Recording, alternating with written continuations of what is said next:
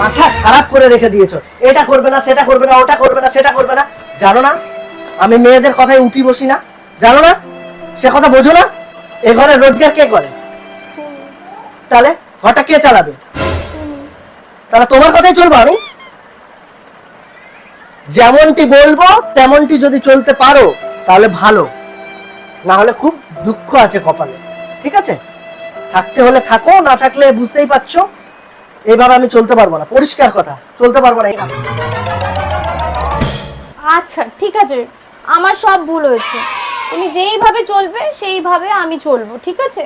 তোমার কথা মতোই সব হবে, কিন্তু তুমি আমার উপরে এইভাবে রাগ করো না প্লিজ। যা হয়তো সব ভুলে যাও। আফটার অল তুমি তো এই ঘরে গার্জেন, বলো? তুমি যেইভাবে চলবে সেইভাবেই আমাকে চলতে হবে। রাগ করোনি তো, বলো? না ঠিক আছে বলো। আচ্ছা বলো, তুমি আগে কোনটা করবে? আমি প্রথমে ঝাড় দেবো, তারপর বাসনটা মাজবো, এই তো বলে যাচ্ছি আমি তখন থেকে। আচ্ছা ঠিক আছে ঠিক আছে, শান্ত হও। এবার যাও, তুমি গিয়ে আগে ঝাড়ুটা লাগাও, তারপরে ঘরটা মুছে, তারপরে বাসনটা মেজো, ঠিক আছে? হ্যাপি? আচ্ছা যাও, শোনো না। ঠিক আছে, আমি ঝাড়টা দিয়ে আসছি, ঠিক আছে? হুম। এত কথা বলার কোনো দরকার ছিল? সেই তোমারই তো ঘর, তোমার মতনই তো আমাকে চলতে হবে, বলো? তাহলে আমি ঝাড় দেবো, তারপরেই বাসন মাজবো। আচ্ছা শোনা, যাও। বোঝে না কিছু না।